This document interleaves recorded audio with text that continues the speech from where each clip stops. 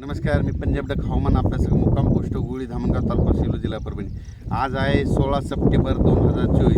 आजपासूनचा परत एक शेतकऱ्यासाठी अंदाज येत आहे आणि मी ज्या शेतातही आमचं जवळपास 7 एकर सोयाबीन वाहून गेलेलं आहे आणि ती सोयाबीन तिकडं काढणी चालू आहे. तर या ठिकाणाहून शेतकऱ्यासाठी अंदाज येत आहे. तर ह्या शेतामधून काय झालं, पाणी गेल्याच्यानंतर काय झालं, संपूर्ण नुकसान झालं आहे. एवढाली झाडंसुद्धा वावो ह्या शेतामध्ये आलते आणि त्या शेतात ते आता सोयाबीन काढणं चालू आहे. कशामुळे काढणं चालू आहे तर परत सांगतो की शेतकऱ्याला की राज्यामध्ये तुम्ही काय करा, 21 तारखेपर्यंत तुम्ही तुमचं सोयाबीन काढून घ्या. कारण की राज्यामध्ये 21 तारखे ते जवळपास 2 ऑक्टोबरपर्यंत मुसळधार पाऊस पडणार आहे. मागं जसा पाऊस पडला तसंच पाऊस पडणार आहे. आणि तुम्हाला एक माहीत असं म्हणून सांगतो, ह्या शेतातली आता सोयाबीन कशामुळे काढत आहे, कारण की इथं 24-25 तारखेला इथून परत एकदा पाणी जाणार आहे आणि परत पाणी गेल्याच्या नंतर हे पीक राहणारच नाही. म्हणून हे सोयाबीन काढत असताना तुम्हाला मुद्दाम म्हणून हे व्हिडिओ करत आहे.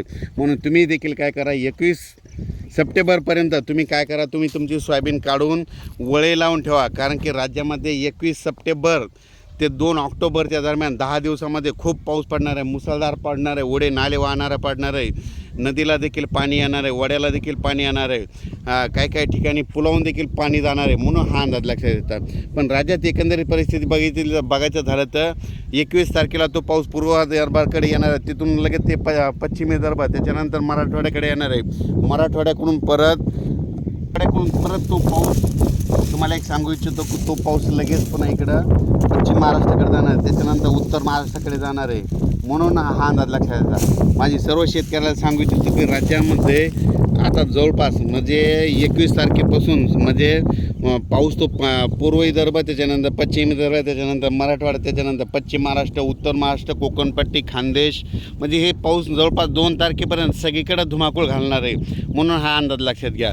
आणि तुम्हाला एक सांगू इच्छितो, आणखीन लातूरकडं म्हणजे मांजरा धरण आहे, तर त्या धरण देखील ह्या पावसामध्ये 30 तारखेपर्यंत भरून जाणार आहे. म्हणून त्यांच्यासाठी आनंदाची बातमी, माजलगावचं एक धरण भरायचं राहिलेलं आहे, ते देखील आता ह्या पावसामध्ये 30 तारखेपर्यंत भरून जाणार आहे. मग ही त्यांच्यासाठी आनंदाची बातमी. येलदरी धरण 178-79% झालेलं आहे, ते बी 20% ह्या पावसात भरून जाणार आहे, कारण की विदर्भात खूप पाऊस पडणार आहे. म्हणून हा अंदाज लक्षात घ्यायचा.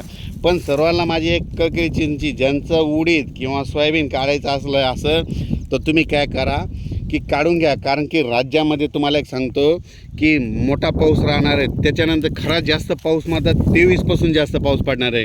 21-22ला सुरुवात करणार आहे, पण 23, 24, 25, 26, 27चा पाऊस मात्र मुसळधार पडणार आहे. म्हणून हा अंदाज लक्षात घ्यायचा.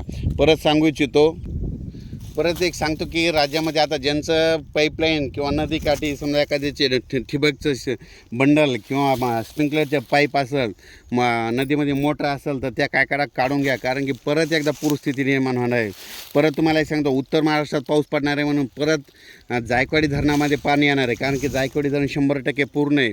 मग तिकडं पाऊस पडल्यामुळं त्या नद्याला पूर येईल, त्याचं पाणी पुन्हा सोडावं लागतं, त्याच्यामुळं हे मग गोदावरी नदीला पूर येणार आणि तुमचे पाईपलाईन असेल, मोटर असेल, ते वाहून जातील.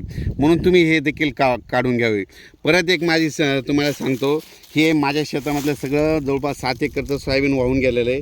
ही आता काढणी चालू आहे. कारण की इथं 23, 24, 25, 26 तारखेला इथून परत पाणी जाणार आहे आणि ते पाणी गेल्याच्या नंतर परत तुम्हाला इथूनच व्हिडिओ टाकणार आहे. म्हणून हे एक तुम्हाला या अंदाजामध्ये सांगणार आहे. म्हणून हे मी स्वतःच्या शेतातलं देखील सोयाबीन थोडं हिरवं देखील असताना, म्हणजे थोडं हिरवं असताना देखील काढून गेलो. म्हणून तुम्ही काय करा, तुम्ही तुमचं सोयाबीन आलेलं असलं तरच काढा, नसता म्हणजे त्याची जास्त रिक्स घेऊ नका. हे कारण कशामुळे काढायला, कारण की तो आमचा नाला फुटलेला आणि ते परत आता पावसाळ्यात बुजवणं होत नाही, त्याच्यामुळे हे आमचं तसं सोयाबीन काढून गेलो. म्हणून परत शेतकऱ्याला विनंती आहे, ज्यांचं सोयाबीन असेल 21 तारखेपर्यंत तुम्ही तुमची काळजी घ्या. आणि या पावसामध्ये विजेचं प्रमाण जास्त असल्यामुळं तुम्ही झाडाखाली थांबू नका. त्याच्यानंतर पूर्वकल्पना म्हणून हा परत एक मेसेज देत आहे. त्याच्यामुळे तुम्ही काय करा, तुमच्या सोयाबीन असेल तर त्याची काळजी घ्या. म्हणून हे देखील तुम्हाला सांगतो. राज्यामध्ये अचानक वातावरणात बदल झाला तर लगेच एक मेसेज दिला जाईल.